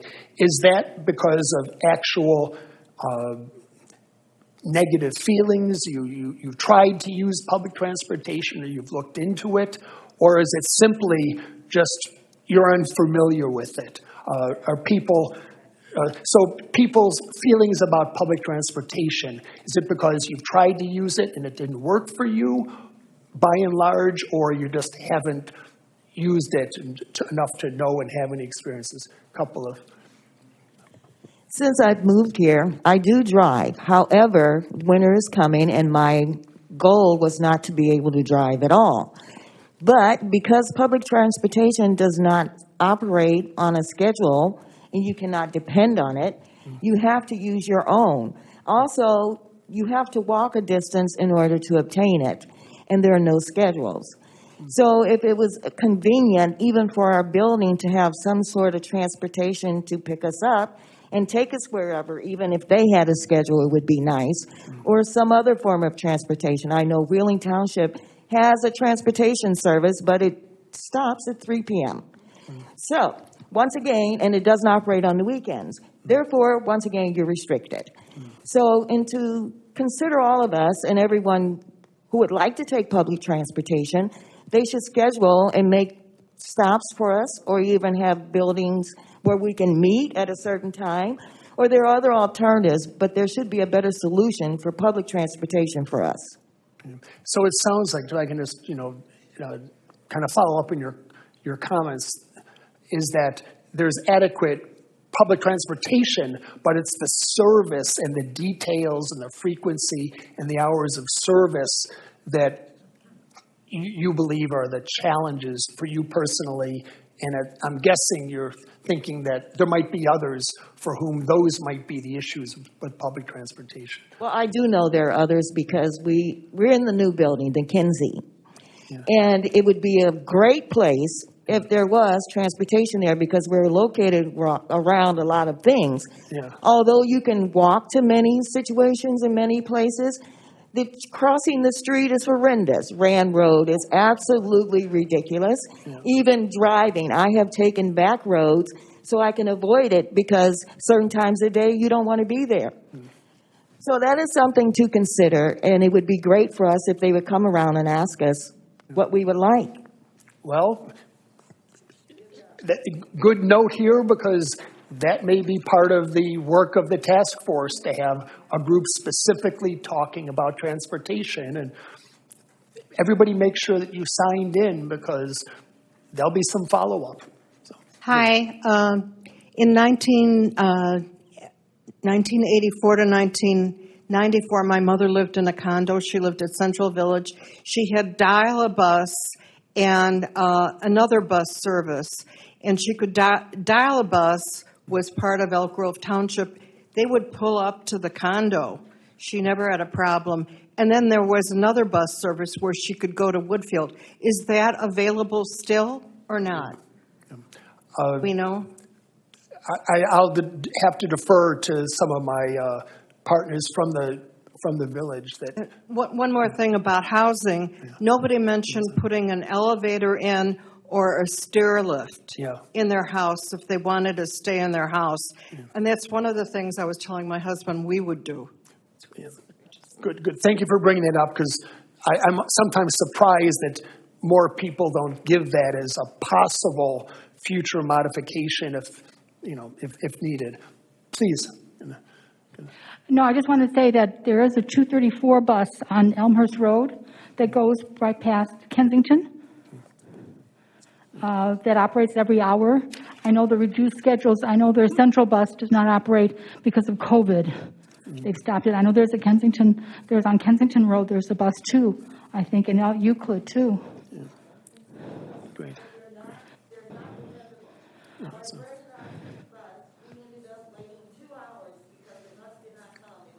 I know the one on Elmhurst Road, bus number 234, does go on a regular schedule because my window faces the bus stop, and I've been checking on the bus every hour it passes by.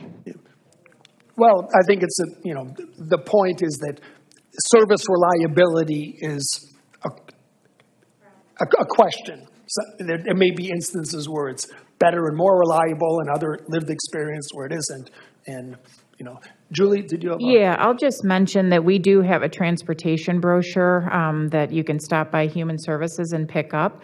That being said, we're certainly aware that all the different transportation programs are pretty niche and specific, right? Some are for medical appointments, some are township, and there's boundary restrictions. So it's definitely something on our radar at the top of the list, looking at transportation. But we do have a brochure that outlines all the different programs, so please stop by and grab one. There may be something that works for you now until we get a better system in place that meets the needs. So, great. Go ahead, please. I wanted to address one thing. Please. Although we do have service that comes to our door, we used to be able to call the day before, so they would come and pick us up. Now, I myself have called 4 days ahead of time, and they said, well, we're full. Can you, try 6 days before you have to go somewhere? Well, okay. Yeah, that's obviously a challenge. Yeah, very big challenge. Yeah. So again, I think it confirms what your neighbor said, that it's issues of service and hours and scheduling and routes Well, I appreciate what Julie shared about having the brochure and whatever. I don't know. When I moved in the suburbs, you always had a car and you always drove. Our life changes as we get older, and our ability to drive at night or in bad weather or whatever. I think part of it is an education service for us to know. I'll be honest, I don't know how to use public transportation. I never had to, I never wanted to, I never needed to. But as we get older, that's changing. Part of it, I think, is an education process. I didn't even know you had a brochure so part of it is not just the services, but also teaching us. Yeah. When you talk about aging in a community, we need to learn how to be old because we haven't been old before. So, seriously. No, great point. I do some work, around the country, so I've got, a little bit of a window into some of the, kind of evolving practices. And there are regions in the country that have been working on transportation, and specifically to what you're saying, there's a concept referred to as mobility management that really is kind of spot on to what you're saying, that there's different programs that are generally in the fairly new stages of doing just that. Education, maybe doing, people having the opportunity to partner with somebody and learn how they can shift their mode of transportation for some of their basic needs, from driving a private car to availing themselves of any of the services. And that's something that, will give some resources to the village for the task force to look into, because that could be one of the areas that they really focus upon in the age-friendly action plan. But your point is great. Please, sir. Yeah, I would recommend that the village let people know how to contact and use Uber. I know it's a for-profit organization, but I think a lot of people may have appointments where public transportation will not go, or maybe it's too far for them to go. So I think having a facility, or at least numbers to call to contact Uber, would be very, very beneficial. Yeah, great point. And there are some municipalities, even there may be a couple in the region, more that I'm familiar with around the country, that have municipalities trying to work out arrangements with rideshare services. Frankly, it's a newer version of what 10 years ago was municipalities working out, coupon programs for income qualified or older adults with the taxi services in town. Those still exist, but I think the world of taxis is, largely or significantly being supplanted by the on-demand rideshare type programs. Yes, please. What I would like for any building that's opening new, such as the Kinsey, they should give us an information packet which includes transportation opportunities, such as she suggested that she has a guide. Julie, I didn't know that there was a guide. No one in our building told us anything. I think our building, because it is a senior building, should be more informed and think of us and inform us as well. They are there, but they are there in body. They don't really tell us anything. Yeah. We got a welcome packet, which in my eyes was not a welcome packet. Yeah. It just gave you information on things about the building, what to do and what not to do, not to welcome you and say, these are the programs and the opportunities that are existing. So to be more informative to us would be an advantage for the building, especially since it is a senior building. Yeah. Vanessa, I remember your name because I grew up with someone named Vanessa Williams. You're not from Evanston, are you? No. Okay. So you're not the Vanessa Williams I went to school with and grew up with, but that's how I remember your name so easily. What you're talking about kind of is really, if you will, your building gave you a guide that talked about aging in place and said, here's everything you need to know to navigate your dwelling, your building, what we're talking about. And maybe there's an analogous guide, a resource guide for aging in community that talks about community level services, transportation, and other things. Please. Yeah, let me first say that what we're saying is we don't know what we don't know. Yeah. And that's the problem. You don't know to ask the question. Yep. So, and I know in the village newsletter that comes and so forth, there's all this information, and sometimes there's senior information. Okay. But maybe that has to be expanded in that village. I mean, then people such as that group, if they're in Mount Prospect, they should be getting the newsletter as well, I'm assuming, even if it comes to the building there, that, there's sometimes there are numbers for the village hall, human services. Well, what does that really mean? And how, I know people that didn't even know there was a nurse's closet here, which, people would, like myself, would just automatically think that. But not everybody has the same thought process or the ability to think to research further and further and further. Great. And speaking of human service, very good point. And I think Julie wanted to respond probably, directly to your. Yeah, thank you for, giving that insight. And that's really one of the biggest goals right now is just start to get that word out that our department exists. We are a huge resource because we know about all the other resources too. We have brochures out there, so I would encourage everyone to take a brochure on your way out. If you have a question or if you just want to sit down and talk about navigating aging, we have experts, in the field. We have a public health nurse, a senior services social worker. Our services are free to the community. So I encourage everyone to grab that newsletter or a brochure, and also to sign up for the Senior Buzz newsletter. And visit the Senior Resource Hub when it's done, because again, we're trying to centralize a location for resources and information for older adults in the community. And I appreciate all that outreach and effort.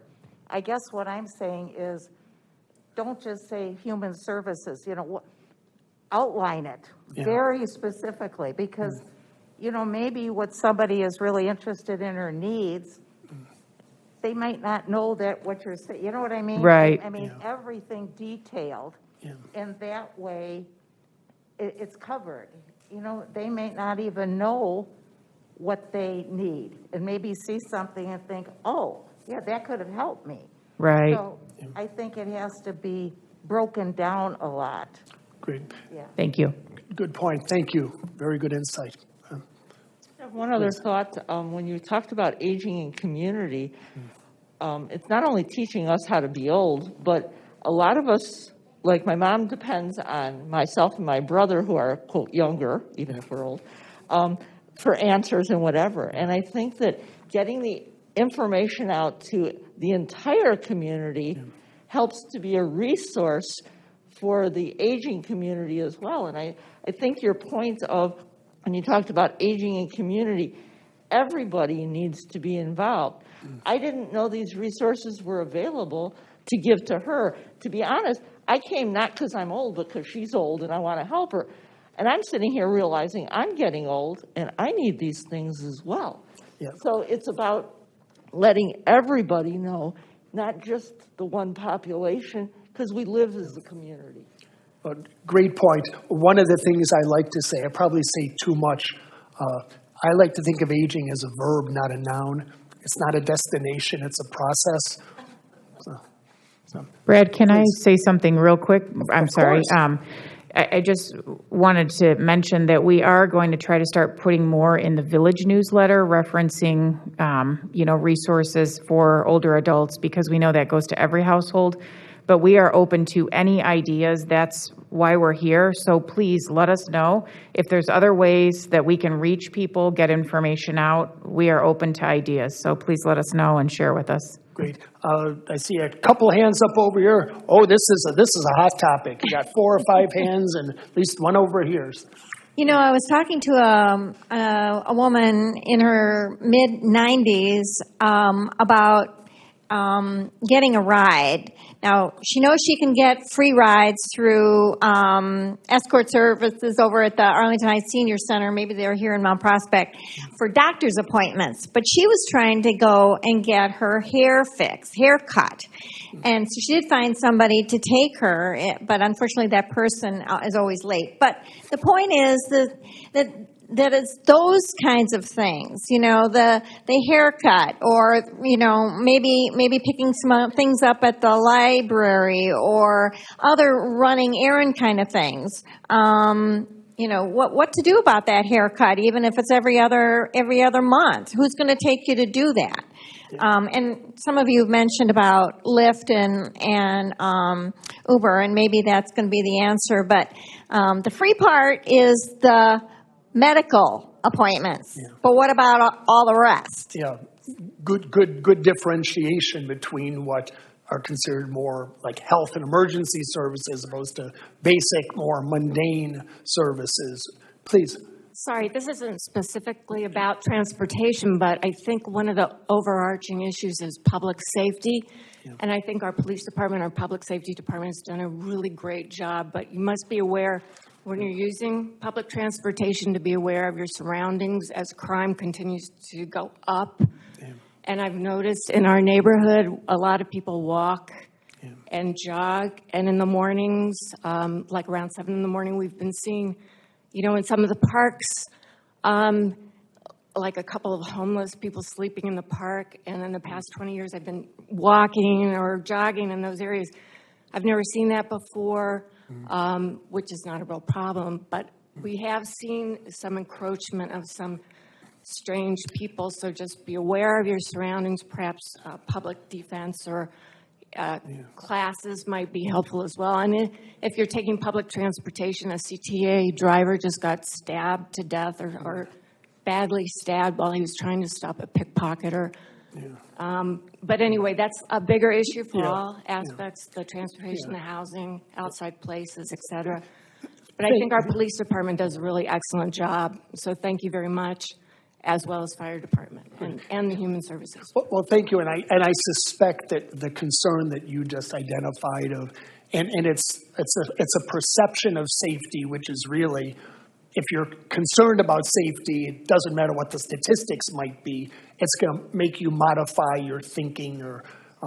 I suspect that might have been part of what I referred to earlier, that people talked about wanting to stay in Mount Prospect. But if they had concerns, and then they indicated a number of concerns, public safety raised its head there. So you're probably onto something that some of your neighbors share. Cheryl, you've got some other hands, and my friend over here to my left is also raising, and my friend over here to my immediate right is raising his hands. I think it would be nice if the information gets out to our people in our building in a different way. I noticed your flyer was very general.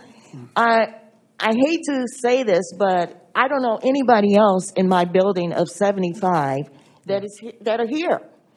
So it's all because, and I did ask a few people, I said, what do you think about going to this? No, it's not going to be for us. What are they going to talk about? So I think next time when you put out a flyer, put a little blurb in there about what you're going to discuss to bring people in, because I think it's absolutely horrendous that I'm the only one from my building, and it's a brand new building. Well, the good news is the conversation about aging and community. This is not a one-off. It doesn't end tonight. So everybody here, you've got a new role. We're not handing out business cards, but you're all aging and community ambassadors, and you're being involved in this process. The ongoing conversation means you're all deputized to tell your neighbors, tell your friends, say, hey, something's going on in the community, and you all are invited and should be involved. But please.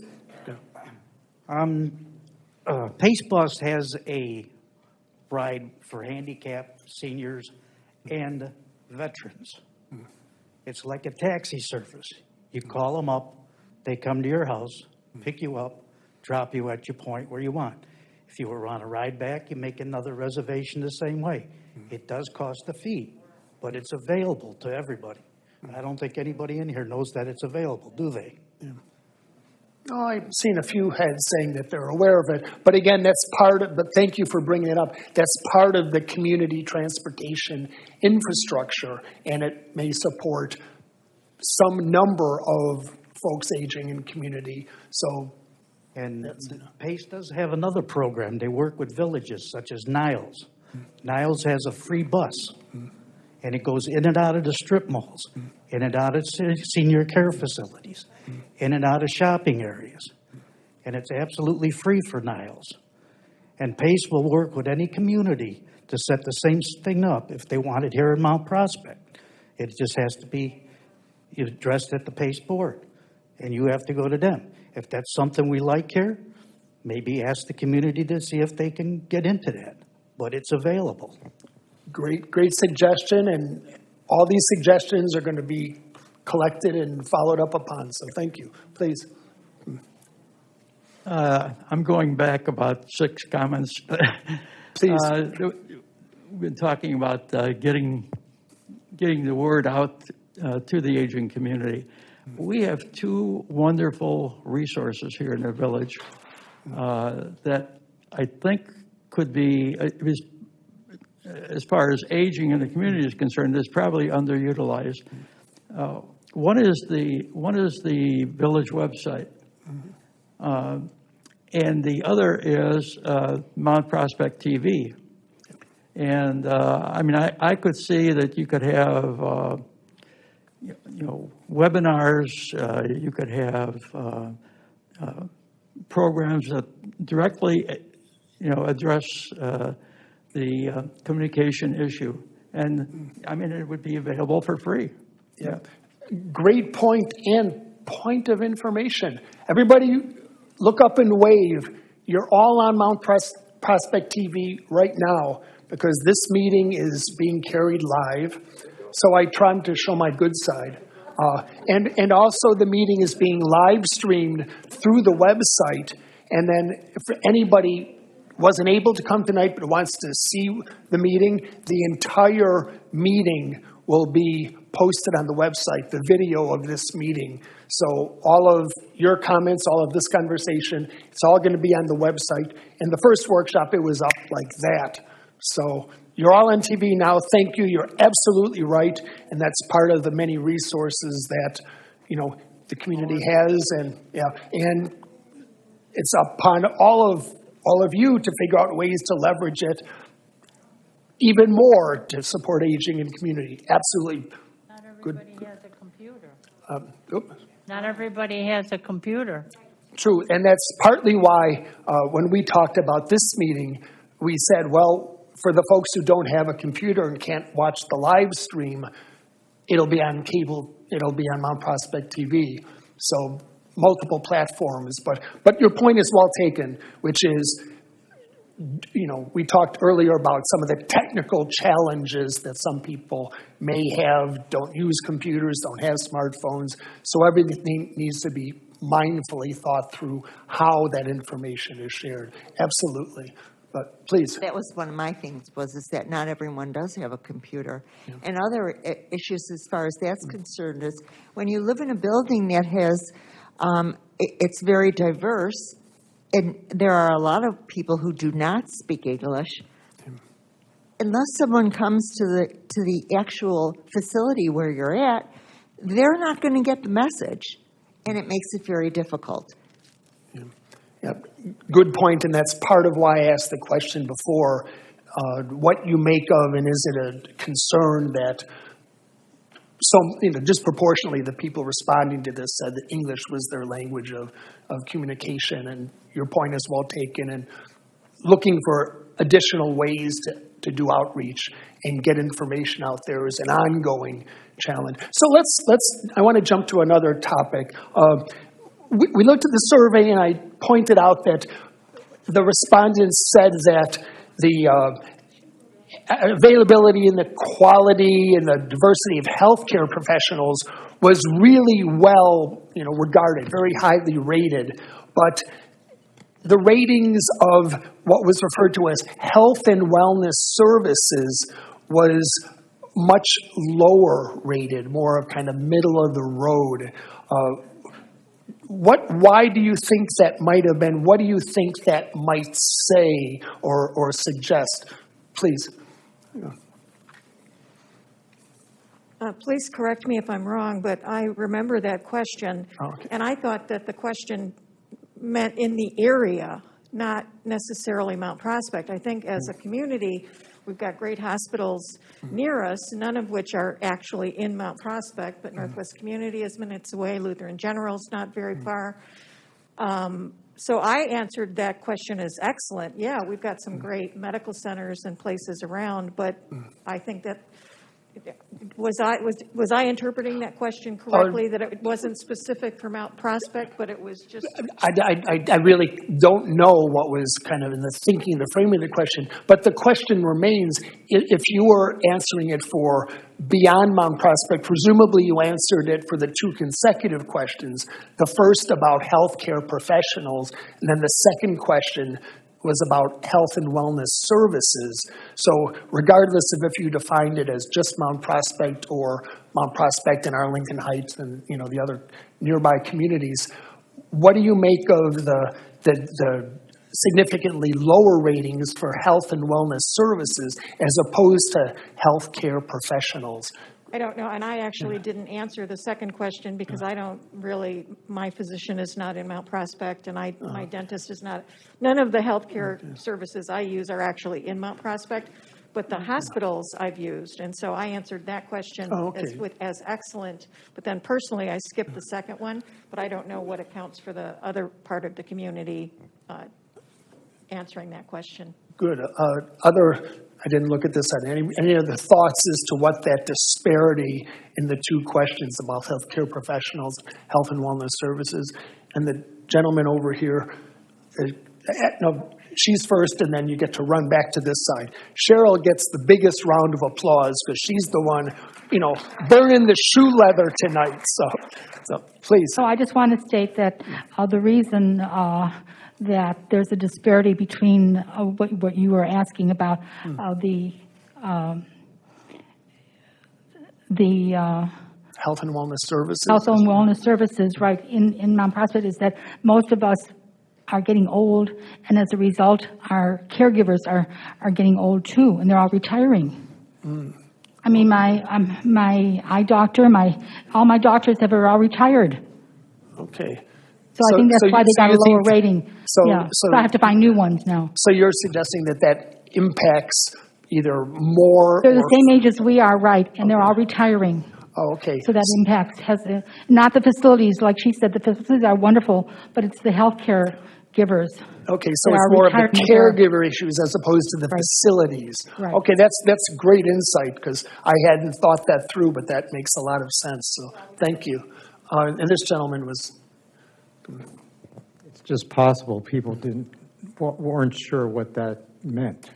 Yeah. I mean, unless there were some examples given, what do you mean by health and wellness services? Yeah, no, that's a good point, because a lot of things, I find in many surveys, I found in this one that exactly that, if it didn't define terms, you don't, it's hard to evaluate responses without knowing what people had in mind. So we're getting very, very close to the end. I want to ask you two questions, and they're both very general. So are there any additional services that you think might help specifically support older adults aging in community in Mount Prospect? Some of them you've mentioned before, so don't mention something just to reiterate it. But if there's something new or different services, that would be great to hear.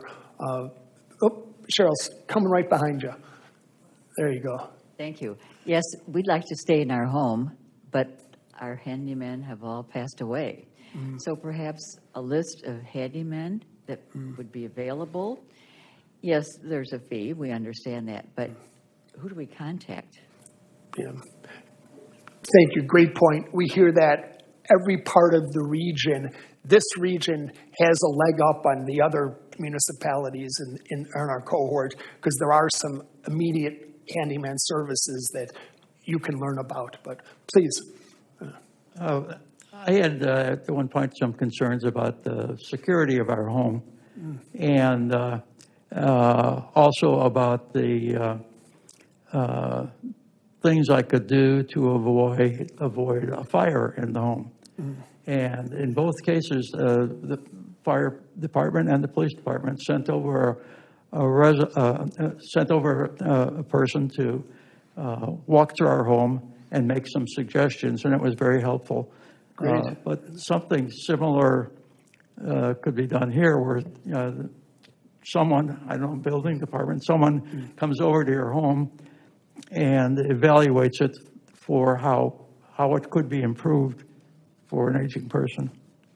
Great idea. Thank you. And thank you for pointing out some of the good services you have availed yourself of that, of course, getting the word out for others is, part of the conversation. Please. We're fortunate to live relatively close to downtown, but there are a number of places where there are no crosswalks, and we like to walk when we can to places in the town, but there just aren't adequate crosswalks.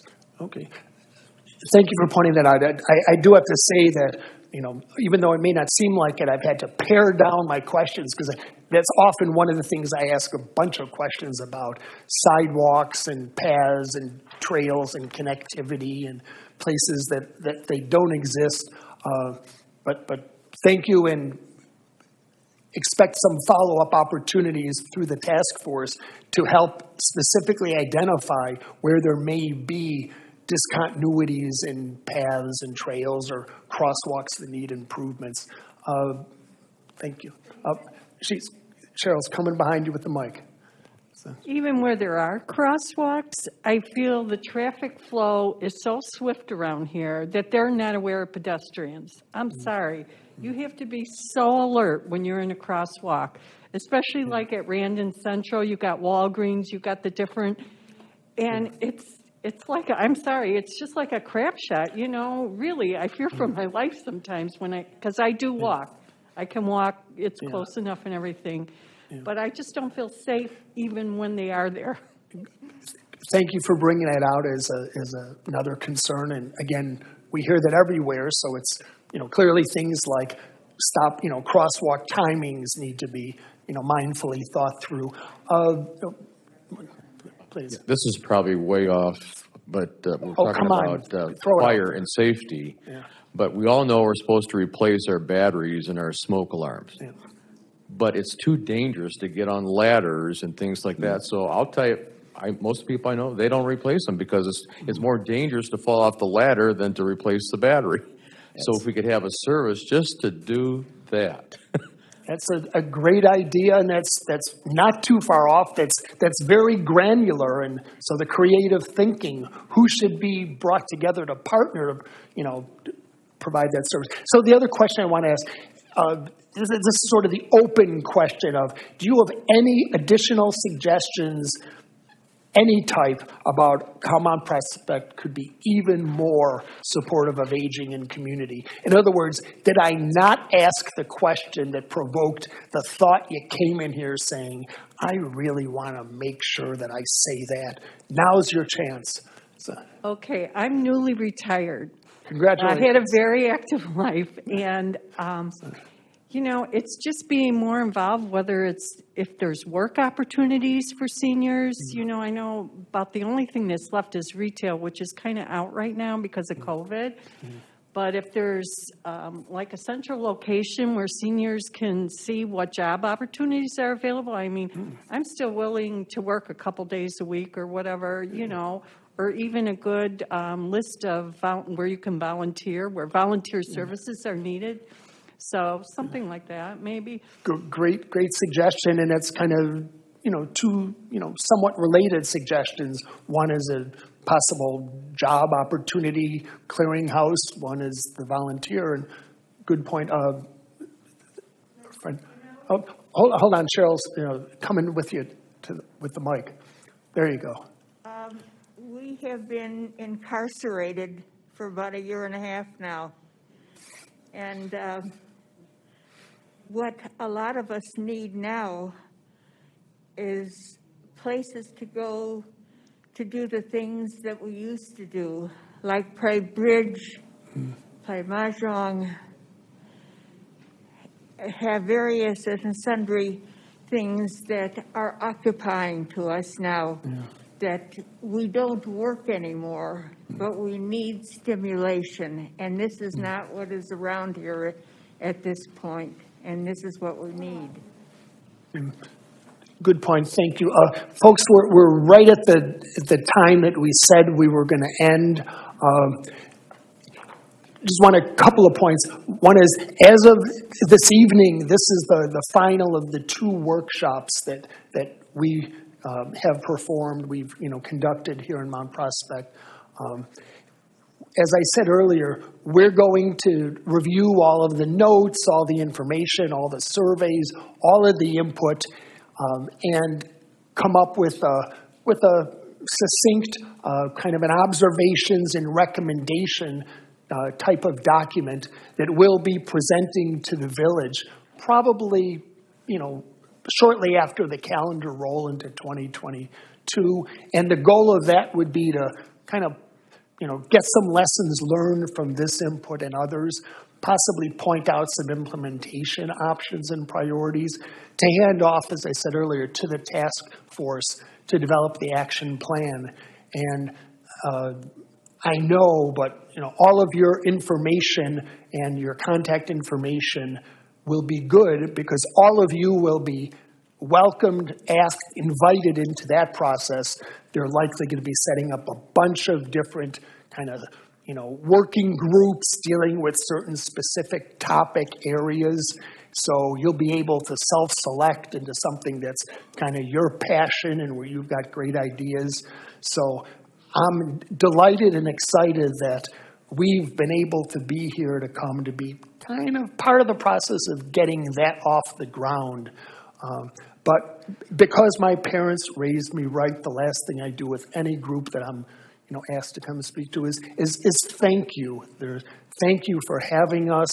I want to specifically thank all of the folks in the village who've really worked to put this together and make this work. That's Julie, that's Jenny, that's Antonia, that's a couple of folks who aren't here, Jill Heinking, Valeria, Howard, who's often behind the glass, putting this out on TV. But really, most of all, it's you. Thank you all, because you all made it a point to learn about the meeting, come to the meeting, clear your schedule to be here and offer the insight, because that is the most important part of tonight. So thank you all for coming, and it's really been an honor and a pleasure to meet and chat with you all. And with that, good night, and everybody get home safely, and happy holidays. Chag Sameach to those in the middle of celebrating Hanukkah. Merry Christmas to those who are still, making your lists and checking them twice. So be well. We will talk to you soon. If anyone did not sign in.